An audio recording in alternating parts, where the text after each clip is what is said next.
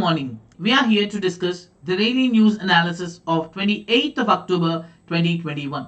And yes, we are here, as I already told you, that to discuss some of the most important topics. And as we all knew that in yesterday's session, I've already updated you, if you remember, that the Supreme Court has allowed to create a committee, a three-member committee very specifically, which will be looking into the allegations of the snooping which was done using the Pegasus spyware that was in the news. So that is one thing we have for the news too, and there are some more topics about the climate change, about the vulnerability index, about Chinese new law, and also the new norms that have been brought up with respect to the air travel and all. So we'll be looking into all such kind of things too. But before we start, guys, right, it's about the toppers of Unacademy, who have done who have done really a great job, who have participated in various programs of Unacademy, and they were able to see the success in this case. And right, so what does Unacademy offers you, and what do you need is that you need the top educator support, which will be Unacademy giving you through the structured course of GS as well as optional test series you need, and Unacademy provides you the prelims, mains as well as optional test series. Yes, you would be requiring the reading material. Unacademy provides you the books. Doubt clearing, for that you have separate sessions. Answer writing, you have separate sessions. For the current affairs, you have separate courses for that. And also the Articulate magazine is something that is also being taken up by Unacademy. So this gives you a great offering that Unacademy is providing you in all these areas. And yes, one thing that we'll be talking about, this 31st is the last date, and this is the right time for you to subscribe for the Unacademy Plus subscription. If you are taking Unacademy subscription of 9 months, you'll be getting a total of 38% of discount if you are using the code Ajay IAS10. So with this, a total of 38% of discount you'll get on 9-month subscription. And if you're taking 1 year, 2 year or 3 year subscription, you'll be getting a 25% plus 10%. That is, a 35% of discount would be provided to you using the same code. Right? You'll be getting the books, you'll be getting the test series and whatnot. Right? So this is something which we want to tell you. And right, the next combat would be there. The next combat would be held very soon, and that would be this 31st of October, and that would be consisting of the questions on environment and economy. So the combat that would be held is going to be of environment and economy that would be held. So you can just use the code Ajay IAS10 to join the combat, and that's going to be a very, very, very important thing. Yes, and free test series. This is an amazing news that is being started right now, that a free test series for UPSC would be conducted, where you would have the current affairs of T20 test every day from Monday to Friday at 7:30 p.m. You will have 15 MCQs, 15 minutes. That is something you'll have. And there is a static quiz that will be held every day in the morning at 11:30 a.m. That would be 15 questions for 15 minutes. That would be especially the static quiz. So this is something, a great announcement from the side of Unacademy that would help you a lot. Now, let's start discussing about the Pegasus spyware. So one thing that we have to talk about is Pegasus is a spyware that is brought up by an Israeli company called NSO Group. Now one thing the petitioners have asked before the Supreme Court is that the cabinet secretary has to file a detailed affidavit, number one, or a committee has to be set up by the court to look into the allegations of snooping. So court has opposed the cabinet secretary wala thing. They've said, okay, it is not needed, because on one side, government is not even ready to file an affidavit. And what is the reason that is coming from the side of government is very well known. They say that we are, whatever the thing that's going on right now, with respect to this particular case, government is saying that we are focusing on, the most important thing, as if they say that we are concerned about the national security, and if we are providing any information, filing affidavit on that, it would be a kind of problematic thing according to the government. And now the charges of snooping have not denied by the government before the court. This has got some kind of suspicion before the court. So what happens here is that you may come across with something called Pegasus as a spyware. The basic question is that you are spying on someone. Yes, government has an authority to do it, but that is not absolute. The government can do that when there are some issues in this case. when there are some concern that we have, yes, then you can look into this, looking at the snooping of people. But you need a procedure that is established, which has to be followed by the people. And now, just because you have a power to do it, it doesn't mean that you can do the snooping on everyone. So this has been a very, very important case. Now what happens when you are snooping, or we could say when you are spying on someone, what happens here? That their privacy is gone. And the right to privacy is a fundamental right under Article 21. So, which means it is nothing but the violation of individual's privacy. And what happens as it this? When people believe that they are being spied, the biggest problem would be that, their own decisions also they will be hesitant to take that. So which means you are ensuring, people would be suffered here. The actions of the people will not be taken up according to their wishes. So a committee has been set up which is headed by Justice Ravindran, who is a retired Supreme Court judge, and he would be looking into the allegations which says center has used Israeli software Pegasus to spy on its citizens. And this justice will be assisted by a former IPS officer and a person called Sandeep Oberoi, who is a chairperson of a subcommittee which is looking into the International Organization of Standardization and all. So there are people who have been taken on a temporary basis too, but the court stated it is extremely difficult should shortlist the members where some people said they don't want to be. But the biggest problem would be that people would be suffering really very bad. That is a very, very important thing. And the court stated very clearly, whatever the petitions that have been filed before them, the petitions filed before them are some things which they say it has been involved the allegations of snooping. They say there are some kind of a concern that have been raised by them. This needs to be taken very seriously. They are very, very, very much concerned about those particular case. So that is what we have in this particular scenario. Okay, so this is what the court has mentioned too. And the court also stated that it doesn't mean that court will sit quiet. On one side, when the government is doing whatever they want, the court cannot sit quiet in this particular case. And the court even asked, the committee has to submit its report expeditiously, and they have to, ensure that the people's liberty is important. And ordinary citizens, not just the activists and journalists, there should not be something called a self-censorship.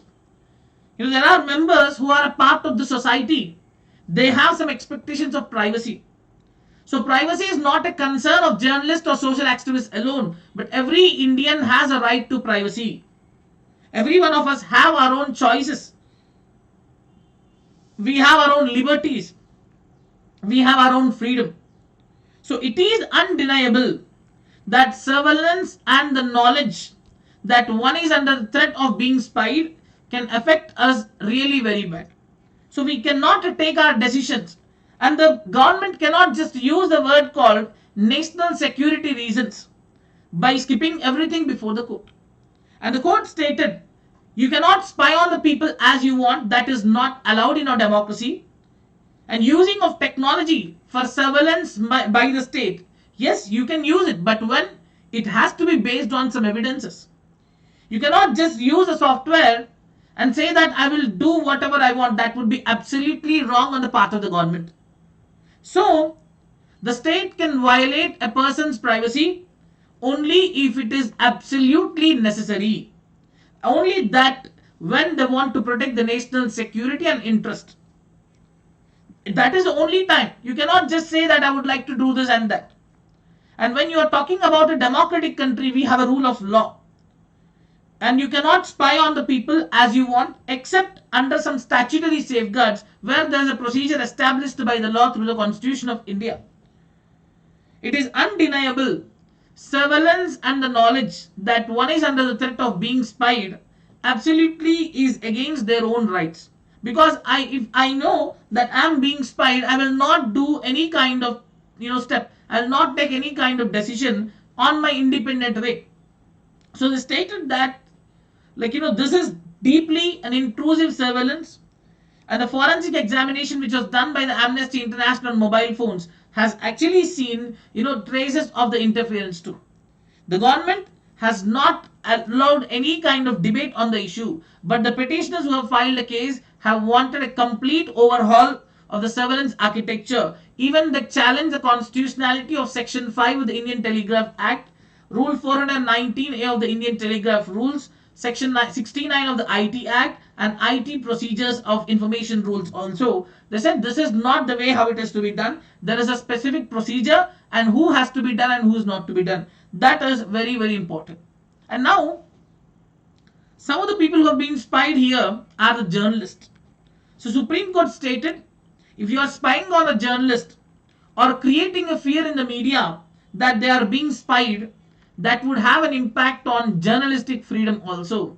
It is an assault on a very important public watchdog of the role of the press. So this is a very serious thing.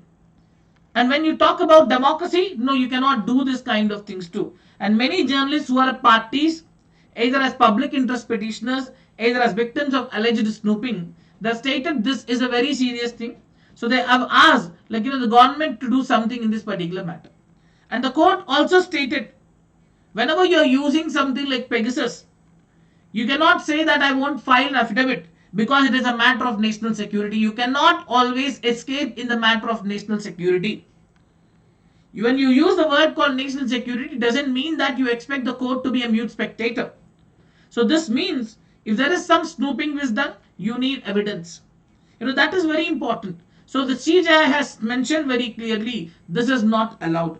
And the Solicitor General has refused the court's repeated advice to file a detailed affidavit stating that that may have an impact on the defense of a national security. And this reluctance has been seen in that way that the court itself has asked whether the government can actually decline any information to the Supreme Court. And now the court stated yes, it's possible the government can decline some information when there are some constitutional considerations. But this doesn't mean that you can use the word called national security as the way you want. It cannot be used as a bugbear that the judiciary shies away from. They said this is a very important thing. And the court stated yes, with respect to the judicial review in the matters of national security, yes, court has a limited role. And this is something which is very serious. But it doesn't mean the government can do whatever they want. So there has to be a particular methods about how the government is doing. So they say that the court has reminded the government that petitioners do not contend that the state should not resort to surveillance. They are saying yes, they are allowed, but misusing is something which they are actually very much concerned about it. So that is the topic that we have. So this is what we have entirely about the Pegasus issue that is going on right now and the recent comments made by the Supreme Court and the Chief Justice of India. Right. So in yesterday's class, if you remember guys, we had a discussion on what do you call it as the new law of China. So India has responded to the new law of China, stated that China should not use the new boundary law just to justify the actions what it is doing along the LAC. The government stated it is a unilateral move by China and it has no bearing on the existing arrangements that are present between India and China. Because between India and China, we don't have a clear border. There are some boundary issues that are present too. So it stated that India has always rejected the China-Pakistan Agreement of 1963, where Pakistan has given Sakshgam Valley of Aksai Chin to China, that has been rejected by the country of India too.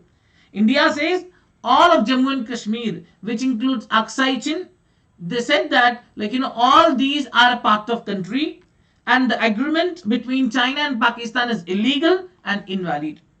And India's latest statement says China may use this law in that way, where they can combat any attempts on its boundaries to strengthen their border defenses, their infrastructure and all. And this decision is considered as a Chinese unilateral decision.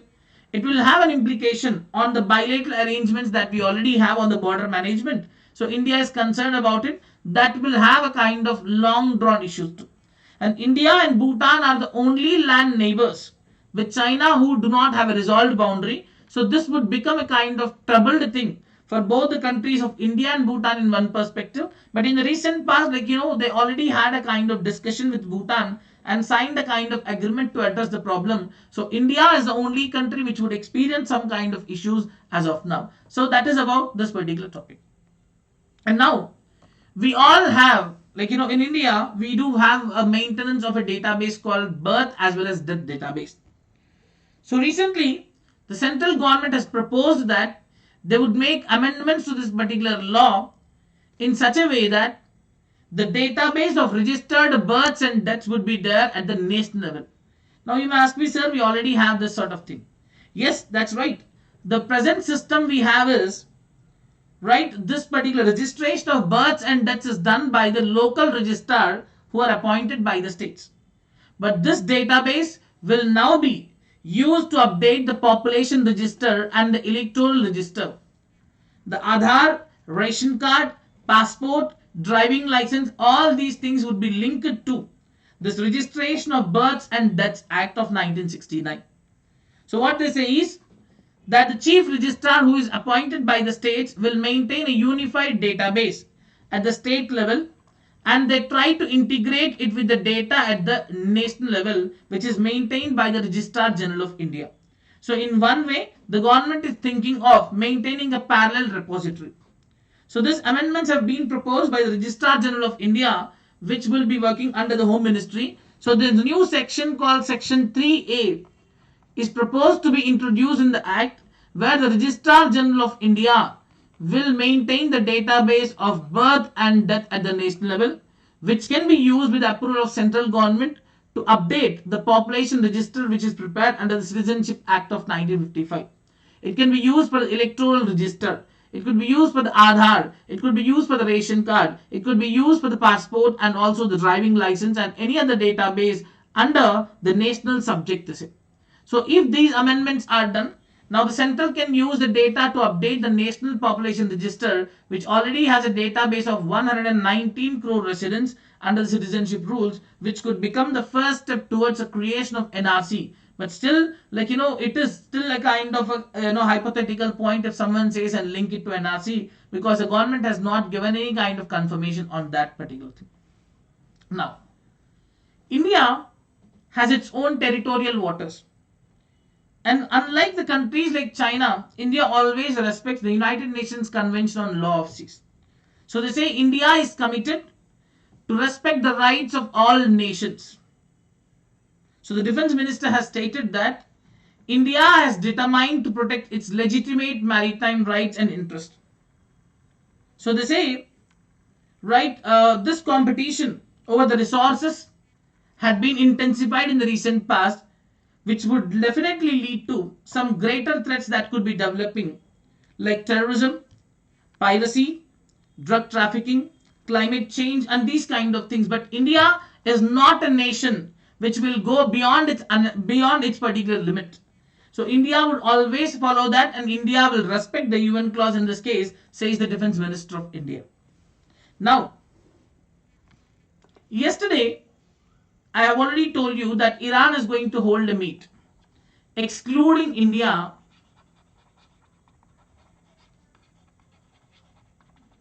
the broader meet between Russia, China, Pakistan, Turkmenistan, Uzbekistan, and Iran.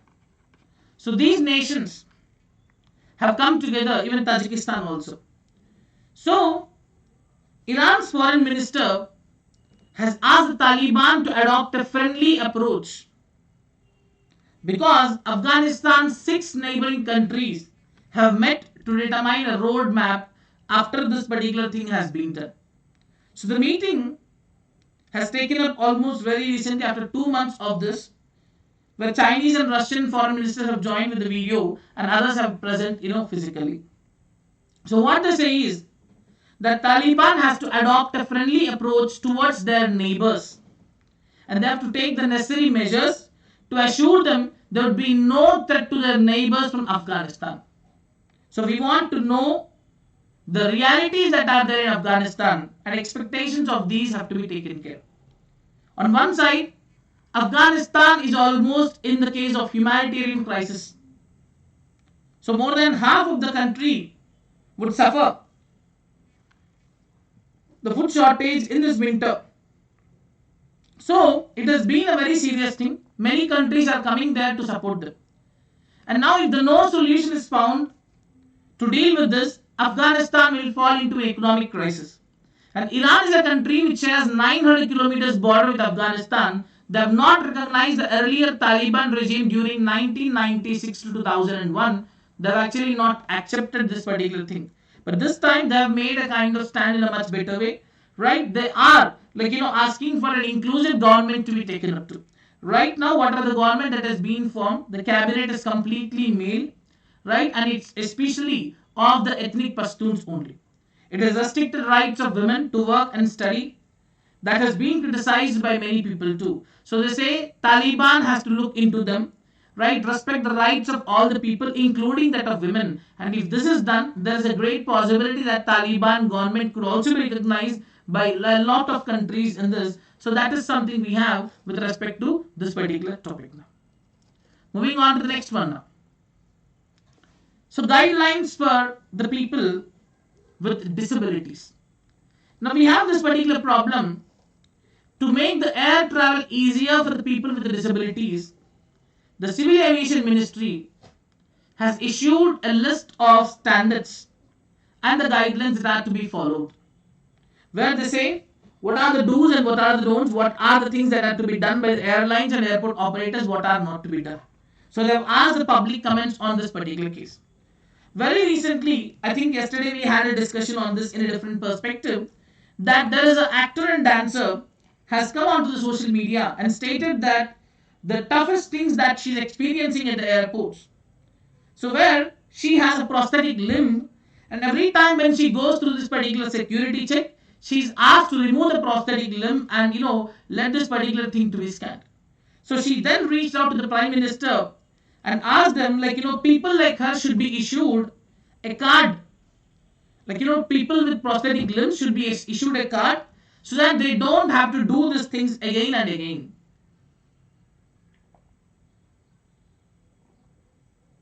Now, what exactly the government rule says in this regard? According to the draft guidelines, the airport operators must make arrangements. From now, they have to make arrangements to ensure that people with special needs are screened in a way so that their dignity and privacy have to be kept in mind. And during the screening of the prosthetics, the airports may use X-ray, explosive trace detection devices, that's what they call it as ETD, or visual checks according to their requirement. They have to do this kind of things. But to ensure their privacy, especially a differently abled passenger who has a prosthetic limb will first have to ask a pass. They have to be allowed to pass the door, which would consist of a frame metal detector, and then they have to be escorted to a private screening point where they have to be made sit comfortably and do this. What exactly is a prosthetic appliance is that it will not have any foam or something in the leg. It's just that it will be consisting of some steel rods, and that would be seen very well just by the visual inspection and ETD checks. You don't have to remove that according to them. So only in rare cases, if the security people believe that there is some requirement, only then the passengers should be asked to remove the limbs for X-ray screening. In these kind of situations, they will have to record why they felt the screening could not be avoided. They have to let them know about it. So this would make the life much easier for the people, especially the Divyangjans who are consisting of prosthetic limbs. That would be of some great help for them. And now, the passengers with external devices like hearing aids, the cochlear implants, spinal stimulators, bone growth stimulators and ostomies, they have to disconnect these devices before the X-ray screening. And under the most circumstances, a passenger can conduct a self-pat down of those devices by the ETD screening of his or her hands. And after 48 hours prior to their departure, they have to inform the airline about their requirements so that the airlines can also make their own arrangements for them. And for those passengers who require to check in, for their wheelchairs, the airline must ensure that the wheelchair is sent to the baggage makeup area with a service partner so that there should not be any damage. And it is the airlines who have to ensure the disability awareness training is to be conducted for the new people who have been hired, and they have to ensure the periodic refreshers have to be done. Coaches have to be there for transporting the passengers to and from the airlines. That must be having, they must have a kind of wheelchair friendly environment and all. So this is what they have mentioned very, very, very clearly. Okay, so that is about this particular the new draft guidelines, and we have last two topics for the day. So very recently, the environmental think tank called as Council for Energy and Environment Water, SEEV, that is what we call it as, they carried out a first ever district level climate vulnerability assessment, or called as climate vulnerability index, where they have analyzed around 640 districts in the country to know about the vulnerability, that how are they ready to be affected. Okay, how are they ready to be affected in the events like cyclones, floods, heat waves, droughts and all. So how a district is going to be affected by any of these things. So what they do in this particular assessment, they will have some maps which would look into the exposure, that how well a district could be affected by the extreme weather events. What is their sensitivity, what is the chance that they would be affected a lot, and what is the adaptive capacity. So through this, they would like to map the critical vulnerabilities, and they have to plan the strategies so that the resilience will be taken up, and they would be able to do some climate proofing communities, economies and infrastructure. But they do not just focus on extreme, climate extremes alone, but they also look into the combined risks, which are associated with the water and climate, like floods, cyclones, droughts and all. So they do not take into consideration other disasters like earthquakes. So according to the Climate Vulnerability Index, India is the 7th most vulnerable country with respect to the climate extreme. And the extreme weather events especially have been increased in the Bay of Bengal region. In the Bay of Bengal region, we have some extreme weather events too, where cyclone Amphan, which has been a super cyclone, has affected. And many events like landslides, floods have been there in Uttarakhand and Kerala. They also have increased too. And another study has also found that 3 out of 4 districts in India are extreme hotspots, where 40% of the districts are exhibiting a kind of a swapping trend. That is, when it is going to be flood prone, other time it's going to be drought. So this is a kind of problem. And according to this index, they say Assam, Andhra Pradesh, Maharashtra, Karnataka and Bihar are most vulnerable to the extreme climate events like floods, droughts and cyclones. 27 Indian states and UTs are vulnerable to extreme climate events, and 463 districts are vulnerable to them. And especially the districts called Dhemaji and Nagaon of Assam, Khammam in Telangana, Gajapati of Odisha, Vijayanagaram of Andhra, Sangli in Maharashtra and Chennai in Tamil Nadu are the most climate vulnerable districts. More than 80% of Indians in the country right now are living in the vulnerable districts only. More than 45% of these districts have undergone unsustainable landscape changes. There are 183 hotspot districts. 60% of Indian districts have medium to low adaptive capacity with respect to the extreme weather events too. And northeastern states are more vulnerable to floods. Southern states and central are more vulnerable to extreme droughts. And 59 and 41% of the districts in eastern states is 59, western states 41 are highly vulnerable to extreme cyclones. So they have ranked 20 states, out of which Assam and Andhra are the most vulnerable. Kerala, Tripura and West Bengal are the least vulnerable. They talk about how the vulnerability are going on to. And the reason is because they have performed some better way compared to this too. And what has compounded the land disruptions, the increased construction, the kind of deforestation and all is also being a kind of issue in one perspective. And there's one last topic we have is called as the issue of Purdue land in state of Telangana.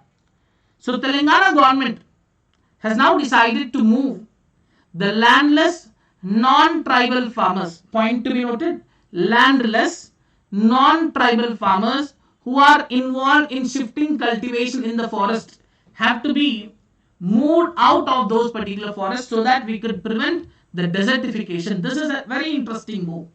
So the Chief Minister of the state stated, authorities will take all protective measures to ensure the forest land is not encroached. And now it doesn't mean that the people who have a right to live in the forest, the traditional forest dwellers, would be affected. No. So what is the issue? So Telangana government have seen there has been an encroachment of forest is done by the non-tribals who are practicing the shifting agriculture, which is called as Purdue. In the state of Telangana, they call it as Purdue. And many political leaders have raised the issues of shifting agriculture and the deforestation, where enclosures would clear some area of the land where they would raise the crops of one season and they move to a different location next season. So ultimately, they clear a huge amount of forest. So now they don't want this to be done because the deforestation is happening. So government want to shift out all the farmers from the forest to those particular people by allotting them some kind of a land for the cultivation. He said the assembly that the government will launch a drive to protect the forest and remove the encroachers too. Now, what about the people who are already the tribals who are there in the forest now?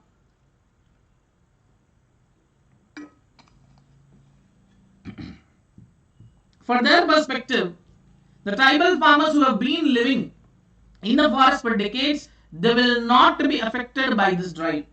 The government has given land ownership titles to the tribals already. So, more than 3 lakh acres has already been allotted to the tribal farmers across the state. But the major issue would be the non-tribal farmers only. And these farmers can put an application to the state government asking them to allot the land outside the forest. And whoever is being shifted out of the forest will be given land ownership certificates. They'll have a power supply facility. They'll get water. They also get the benefits of Right to Bandhu, which is a scheme that is being given. Like, in the state of Telangana, an amount of 5,000 rupees per season. So in that way, 2 times it will be given by the government of Telangana. And the farmer insurance scheme called as Right to Bima will also be given to them. And a survey would be started in November. They will identify the lands that are encroached. And once the encroaching farmers are out, the government will set up a forest protection committee so that they would be focusing on, they would monitor the forest in a much better way. So that is what we have for the day, and this is where we will be ending the session of the day. Thank you so much everyone for joining, and you can use the code as I told you, Ajay IAS 10, to take the benefit of subscription and the discount till 31st of October. You have an offer. Till then everyone, take care, have a great day, and Jai Hind everyone. See you all tomorrow at the same time again at 11:30 am. And before we end the session, guys, today at 2 p.m. I'll be taking up a session on the governance that is about the district administration in India, how the district administration is managed and all such kind of things. With this, I'll see you all tomorrow. Take care, bye-bye, and Jai Hind. Thank you everyone. Have a great day.